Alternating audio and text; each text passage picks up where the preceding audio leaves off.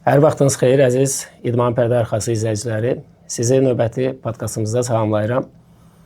Hər verilişdə olduğu kimi fərqli mütəxəssislərlə idmanın görünməyən tərəflərini, qaranlıq məqamlarını işıqlandırmağa, sizləri məlumatlandırmağa çalışırıq. Bugünkü qonağımız Milli İdman Tibb və Reabilitasiya İnstitutunun fizioterapevti, reabilitolog Nigar xanım Məmmədovadır. Nigar xanım, xoş gördük. Xoş gördük, çox sağ olun.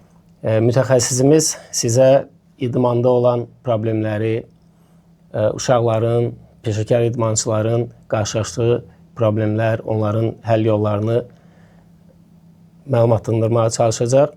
İdmanda isinmə hərəkətlərinin önəmini sizdən mən bir fizioterapevt, reabilitolog kimi, mütəxəssis kimi almaq istəyirəm. Əlbəttə ki, nə qədər idmançılar üçün sıxıcı gəlsə də, yəni bu çox zəruri bir məqamdır. Uşaq idmanında qabaqlayıcı tədbirlərdir. Yəni oynaq və sümüklərin inkişafı dövründə bunların qorunması necə tənzimlənməlidir? Davamlı məşq eləmək ki, özünü yorsun, özündə problemlər yaratsın, bu əksinə onda gələcəkdə daha böyük problemlərə yol açacaq və bu rəngli yapışdırıcılar həqiqətən faydalıdır, bir belə deyək, xeyri var, yoxsa sadəcə bir trenddir? Kineziteyp müalicə deyil əlbəttə ki. Kineziteyp sadəcə dəstəkləyici vasitədir. Məsləhət vermənizi də istəyirəm, çünki telefonla, planşetlə daha çox məşğul olan uşaqlarda da bu onurğa əyiliyi olur. Ondan barədə də zəhmət olmasa öz fikirlərinizi bildirəsiniz. Nigar xanımla biz sizi bu günləri idmanda olan zədələr, onların bərpası, reabilitasiya və digər problemlərlə məlumatlandırmağa çalışarıq. Nigar xanım, zəhmət olmasa siz də özünüzü təqdim edin və biz sizdən sonra ilk suala keçərik. Mən Məmmədova Nigar, Milli İdman Tibb və Reabilitasiya İnstitutunda həkim, fizioterapevt, reabilitolog kimi çalışıram. Bugün bacardığım qədər suallarınıza cavab verməyə çalışacağam. Tamam. Onda ilk suala keçək. İdmanda isinmə hərəkətlərinin önəmini sizdən mən bir fizioterapevt, reabilitolog kimi, mütəxəssis kimi almaq istəyirəm. Onların önəmi, isinmə hərəkətlərinin vacibliyi barədə zəhmət olmasa məlumat verəsiniz. Bəli, idmanda əsas da peşəkar idmançılar üçün isinmə hərəkətləri çox vacibdir, zəruridir. Çünki isinmə hərəkətləri olunan zaman əzələ temperaturu artır, əzələ elastikliyi, bağ, tendon elastikliyi artır, oynaq mayeəsi aktivləşir, sinir-əzələ koordinasiyası artır və buna görə də demək olar ki, zədə riski 30-50%-ə qədər azalır. Buna görə də isinmə hərəkətləri yəni çox önəmlidir peşəkar idmanda. Bəzən idmançılar, valideynlər isinmə hərəkətlərinin çoxluğunu vaxt itkisi kimi qəbul edirlər. Çünki məşqlərdə 20-25 dəqiqə, bəzən yarım saata qədər isinmə hərəkətləri bizim məşqlərimizdə olur və hər dəfə eyni hərəkətlərin təkrarını vaxt itkisi kimi qəbul edirlər. Və sizin verdiyiniz açıqlamadan da yəni biz görürük ki, orada bütün qeyd etdiyiniz məqamlar zədə riskini azaldır, oynaqların isinməsi, əzələlərin isinməsi. Yəni bu həqiqətən vaxt itkisidir, yoxsa vacib bir məqamdır? Əlbəttə ki, nə qədər sıxıcı və əlbəttə ki, nə qədər idmançılar üçün sıxıcı gəlsə də, yəni bu çox zəruri bir məqamdır ki, onlar düzgün öz sağlamlıqlarını qorumaq üçün, həm də idmanda yaxşı performans göstərmək üçün bunu mütləq etməlidirlər. Bəzən də bu xarakter məsələsidir. Yəni bəzi idmançıların yarışlardan əvvəl də biz isinmə hərəkəti edib tatamiyə və yaxud ringə döyüşə çıxırıq. Bəzi idmançılara bu 5 dəqiqə kifayət edir ki, oyansın, əsərlərini qızışdırdı, hazır vəziyyətə gəlir. Amma bəzi idmançılarda bu, dediyim kimi də xarakterdən asılıdır. Daha uzun müddət o isinməlidir, isinmə hərəkətlərini etməlidir. Və bu da artıq məşqlərdə onda vərdiş halına gəldiyinə görə döyüşdən əvvəl də o daha özünü belə deyək, hazır vəziyyətə tez gətirə bilir və öz döyüşünə köklənə bilir. Yəni isinmə hərəkətləri təkcə bizim məşqlərimiz üçün deyil, həmçinin yarışlarda da qeyd etdiyiniz kimi yüksək performans göstərməsi üçün vacib bir məqamdır. Ona görə təşəkkür edirəm ki, siz daha çox buna bir mütəxəssis kimi, həkim kimi rəy bildirdiniz. Ona görə də bizim idmançılarımız buna daha ciddi yanaşacaqlar. Bizim ikinci sualımız uşaq idmanında qabaqlayıcı tədbirlərdir. Yəni oynaq və sümüklərin inkişafı dövründə bunların qorunması necə tənzimlənməlidir? Uşaqlarda yəni həmin uşağın öz bədən çəkisinə uyğun yüklənmə olmalıdır. Ona uyğun məşq proqramı olmalıdır. Yüklənmə planlanmalıdır. Yəni burada əsas nəticə yox, birinci sağlam inkişaf öndə olmalıdır. Yəni uşaqlar üçün koordinasiya, stabilizasiya məşqləri daha ön planda olmalıdır ki, onlar gələcəkdə daha yaxşı nəticə göstərə bilsin. Həm də bu prosesdə bədənləri bu yarışlara, məşqlərə daha hazırlıqlı olsun və sağlam olsunlar. Bu qeyd etdiyiniz məqamlara valideynlər və yaxud məşqçilər necə nəzarət etməlidirlər? Yəni, əgər davamlı fiziki yüklənmə çoxdursa, əlbəttə ki, bu özünü bir yerdə göstərir. Zədə olaraq özünü göstərir. Burada texnika önəmlidir. Texnika düzgün öyrədilməlidir uşağa və yüklənmə düzgün olmalıdır, öz bədən çəkisinə uyğun. Bundan başqa da onun həyat şəraiti də buna nəzarət olunmalıdır. Bununla yanaşı həm valideyn onun həyat şəraitinə nəzarət edə bilər, onun treneri onun yüklənmənin düzgün olub-olmadığını planlaya bilər, texnikanı düzgün öyrədə bilər. Bundan başqa da həkim nəzarəti ilə də hər hansı bir zədə riskinin olub-olmadığı aydınlaşdıra bilər. Biz bunu daha çox necə edirik? Məsələn, uşaqlarda daha effektiv üsul olaraq bizdə biomexanik analizlər var. Yeriş analizi olur, yeriş və yaxud da ki, qaçış analizi. Bu zaman biz məsəl üçün bu uşaqda gələcəkdə hansı zədə və travmaya risk yarana bilər, onun biomexanikası necədir, öz bədənini tanımağa onu kömək eləyir və ona uyğun məşq planlama biz həm trenerə, həm də valideynə məsləhət verə bilirik onunla bağlı. Qeyd etdiyiniz məqamları biz, yəni mən şəxsən məşqçi olaraq tam nəzarət edə bilmirik. Nə mənada nəzarət edə bilmirik? Yəni məşqlərdə o görünməyə bilər. Məşqdən sonra ağrılar ola bilər, hansı ki, uşaqlar onu gizlədə bilərlər və yaxud ona görə mən sual qoydum ki, valideynlər buna necə nəzarət edə bilərlər. Ən azından bizim İdman Nazirliyinin federasiya qarşısında tələbi var və biz də klublar olaraq federasiyanın belə deyək, tələbini yerinə yetiririk. İldə 2 dəfə il ərzində İdman Nazirliyinin bədən tərbiyəsi və reabilitasiya mərkəzi var, hansı ki, orada yoxlamadan keçirlər. Yəni ən azından orada görünə biləcəyi qədər o problemlər üzə çıxa bilir. Amma sizin qeyd etdiyiniz kimi də valideynlər o ağrılı məqamları və yaxud hansısa bir problemlər olanda onu artıq mütəxəssisə müraciət edərək daha belə deyək, detallı onun müayinəsi və müalicəsi ilə məşğul olmalıdırlar. Bəli. Amma elə uşaq idmanından sual düşmüşkən, bu sualın bizim 3-cü sualımız da elə uşaqlarla bağlıdır. Böyümə ağrıları yoxsa zədələr? Yəni eyni sualı yenə gəlmiş oluruq. Valideynlər buna nəzarət etməlidir. Çünki bəzən uşaqlar böyüyəndə deyirik ki, boy atır, yəni belə həmişə işləyirik. Ona görə ayağı ağrıyır və yaxud qasıq nahiyəsində ağrılar olur. Yəni bunu daha çox böyüməyə bağlayırlar. Bu sualımın yəni əsas məqsədi sizin mütəxəssis kimi ona rəy bildirməyinizdir. Çünki bu böyümə ağrılarıdır, yoxsa zədələrdir və yaxud valideynlər bunu necə ayırd edə bilərlər? Bunu daha çox valideynlərə biz məlumat vermiş oluruq. Böyümə ağrıları daha çox simmetrik və diffuz yayılmış şəkildə olur. Bir neçə nahiyədə və yaxud da ki, 2 nahiyədə simmetrik olaraq özünü göstərə bilər. Həmin nahiyələrdə qızartı, şişkinlik, temperatur artması kimi belə obyektiv əlamətlər olmur çox vaxt. Və bu hərəkətdən də çox asılı olmur. Daha çox axşamlar doğru ağrılar çoxalır, səhərlər demək olar ki, olmur. Fiziki yüklənmə ilə bağlı olmur. Biz palpasiya eləyəndə məsəl üçün o fərq yaratmır onda. Ancaq zədə daha lokal olur, bir nöqtədə olur və çox vaxt orada şişkinlik, ödem, qızartı, temperatur artması kimi əlamətlər görə bilirik və biz onu testlər eləyib müayinə etdikdə görürük ki, məsəl üçün testlərdə ağrı çoxalır və yaxud da ki, hər hansı bir testdə müsbət cavab verir və biz başa düşürük ki, bu daha çox zədə və travmadır. Bu kimi yəni fərqlər yarada bilir. Buna görə də belə ağrılar olduqda, 3-5 gündən çox çəkdikdə və əgər daha lokal ağrıdırsa, lazımdır ki, həkimə müraciət olunsun. Bəs böyümə ağrıları bu məşq prosesinə təsir edə bilərmi? Yəni böyümə ağrıları varsa məşqləri fasilə verməlidir və yaxud paralel olaraq məşqlərinə davam edə bilər uşaqlar? Yəni böyümə ağrıları varsa fərdi bir şeydir əlbəttə ki, baxır nə dərəcədə ağrılar var. Bu ağrılar zamanı daha çox məsəl üçün fərdi olaraq yüklənməni azaltmaq olar.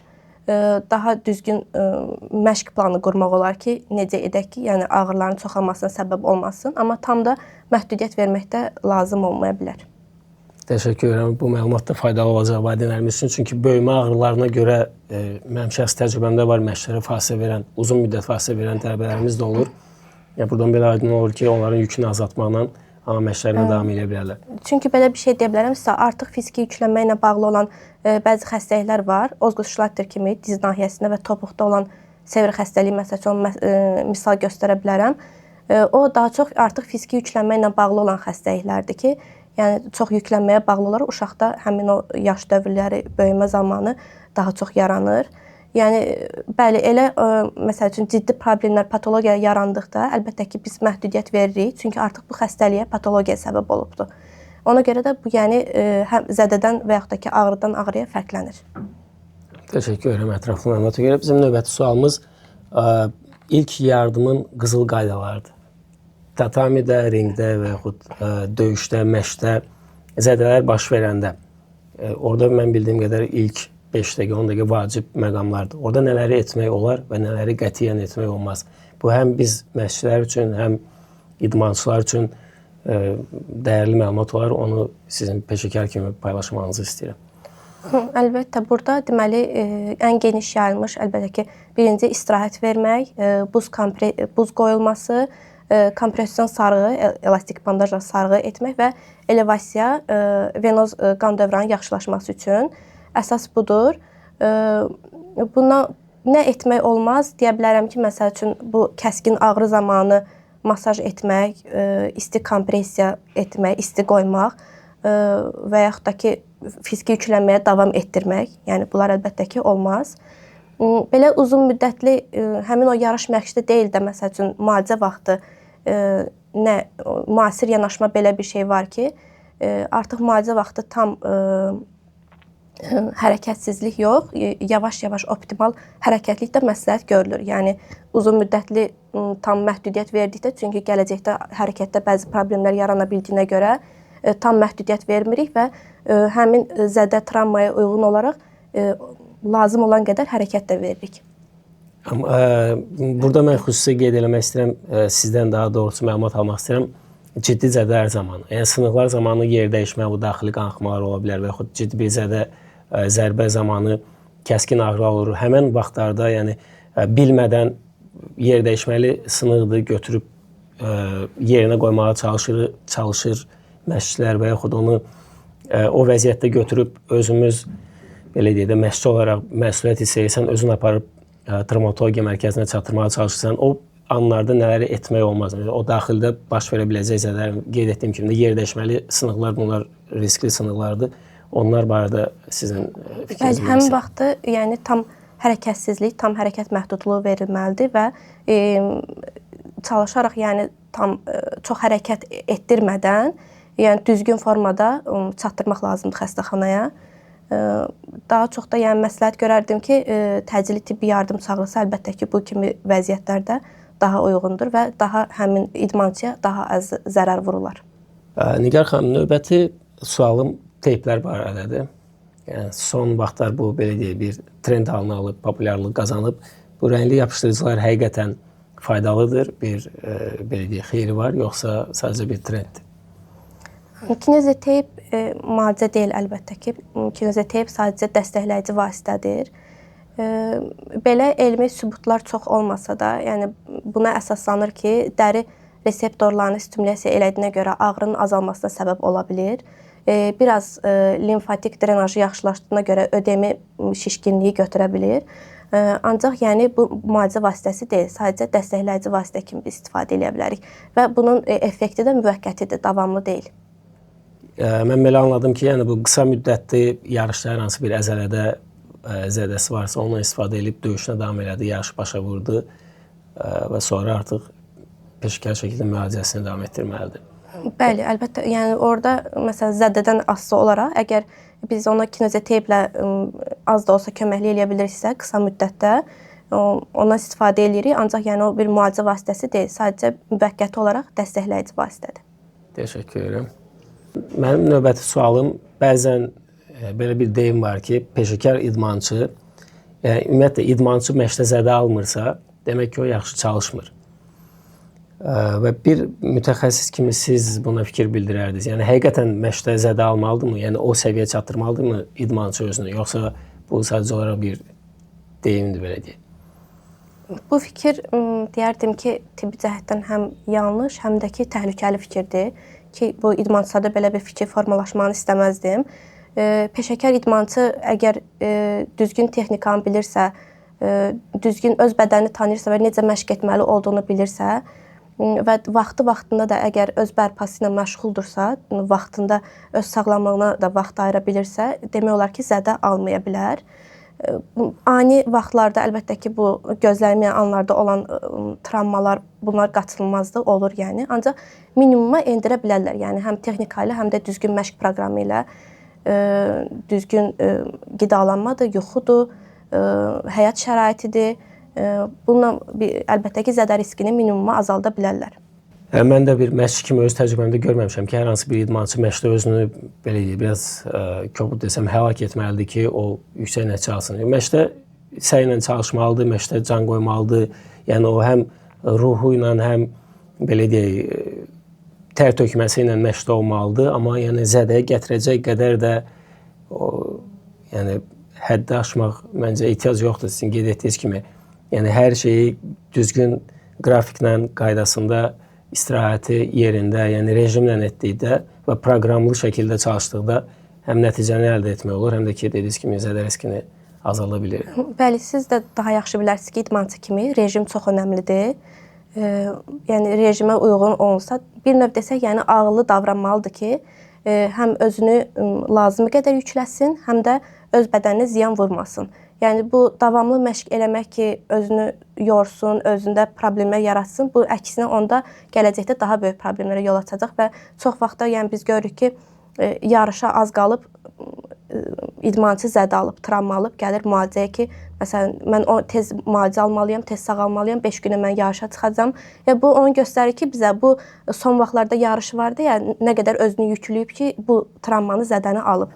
Yəni ona görə də belə problemlər çox olur idmançılarda.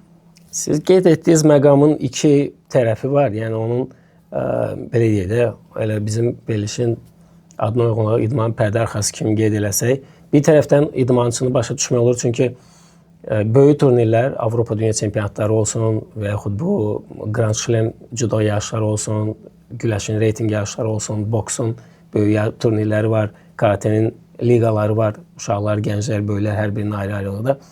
Onlara qeydiyyat adətən 2-3 ay öncədən olur deyə idmançı artıq orada yəni geri çəkilməyə şans yoxdur. Çünki ona həm reyting verir, həm növbəti Avropa Dünya Çempionatına getmək üçün şans verir. O məcburdur özünü o 5 gün, 1 həftə ərzində hazırlasın.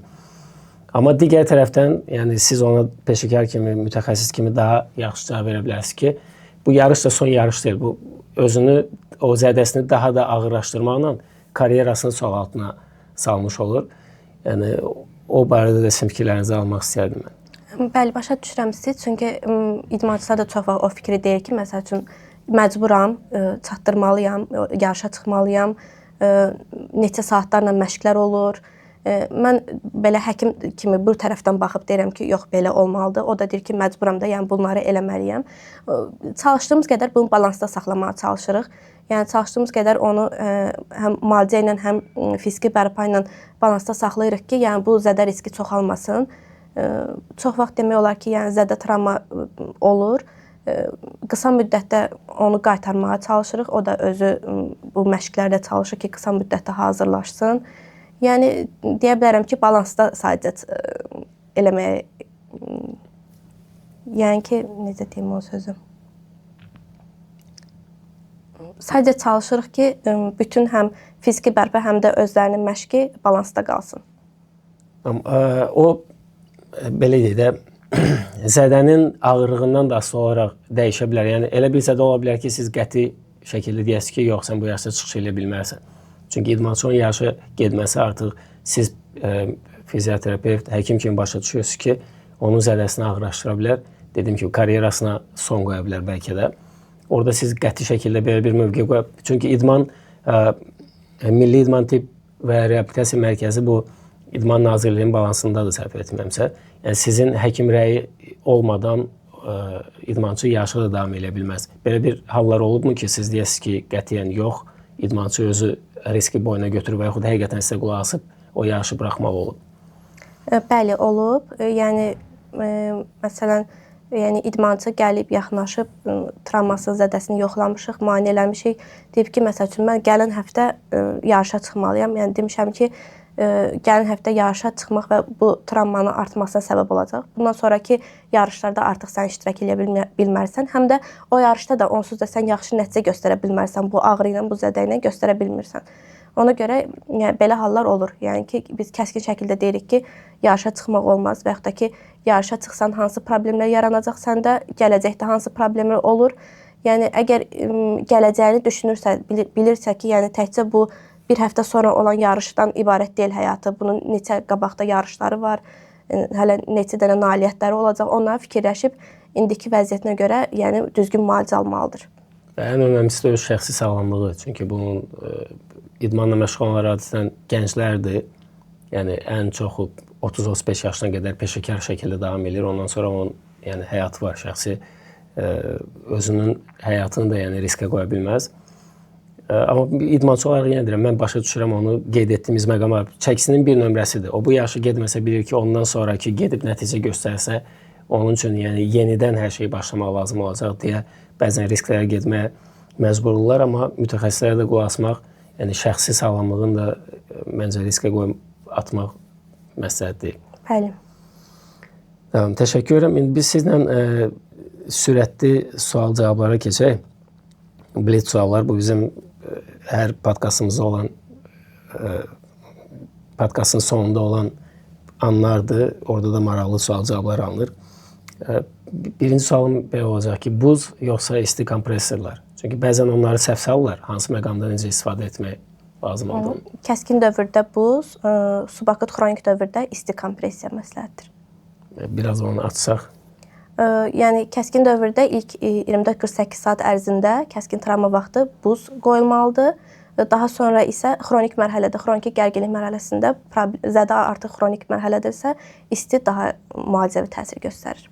Təşəkkür edirəm. İkinci sualım, uşaqlar üçün güc məşqi dedikdə, yəni bu fiziki yüklənmə, dəmirlərlə, alətlərlə işləməkdir, yoxsa öz çəkisi ilə də həmin o güc məşqini ala bilərlər və faydasını görə bilərlər? Uşaqlar üçün əsas öz çəkisi ilə məşq olmalıdır.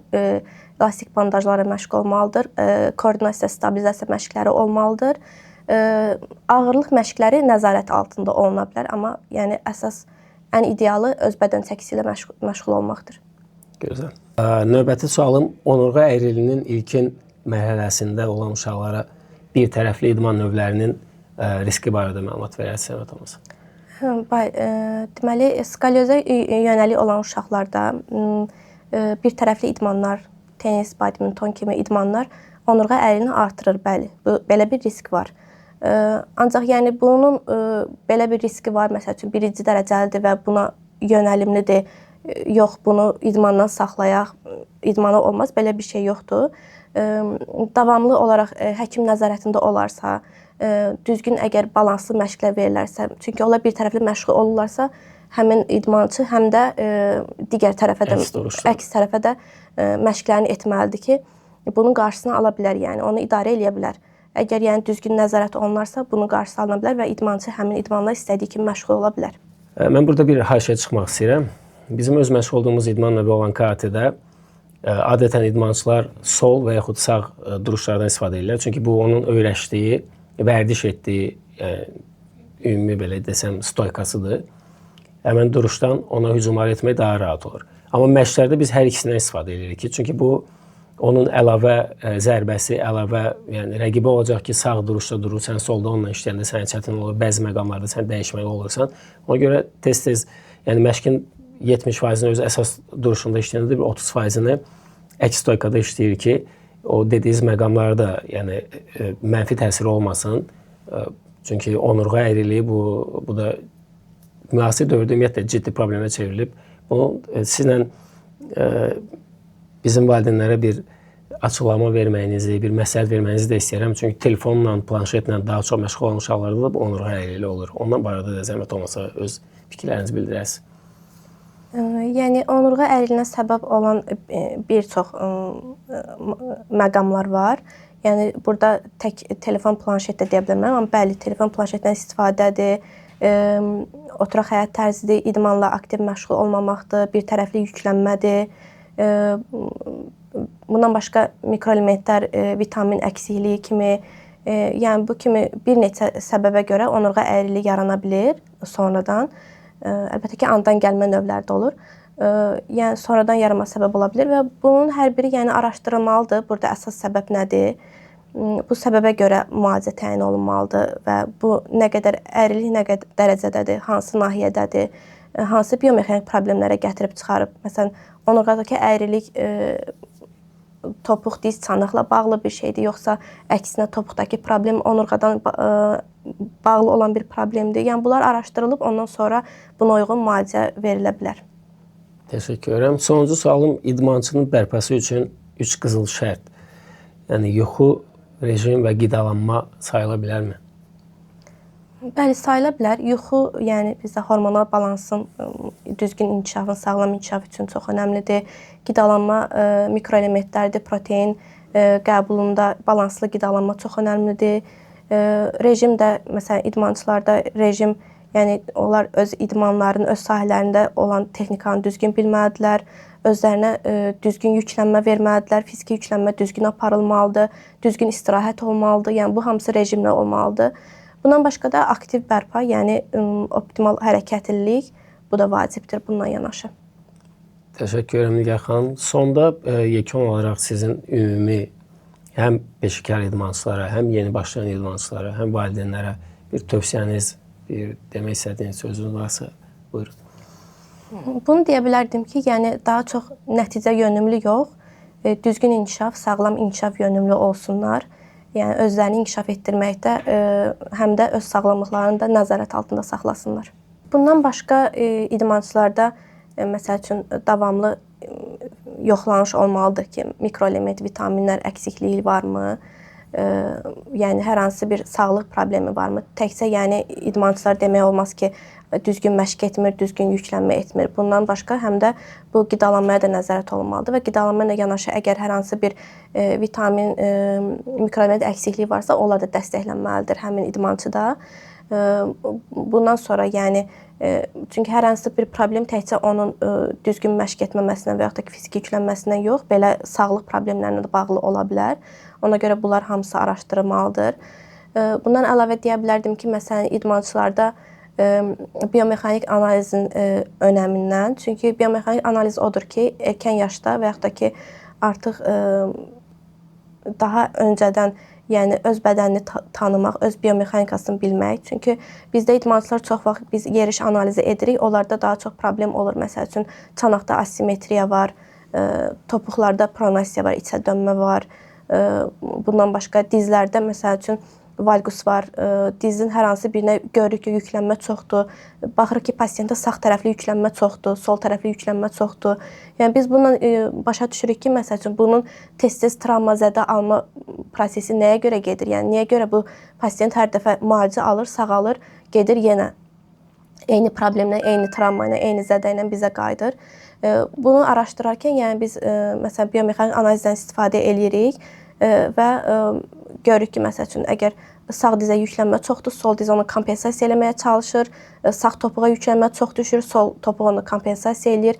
Bunlar, məsəl üçün, çanaq asimetriyasından, çanaqda olan balans pozulmasından yaranan problemlər ola bilir.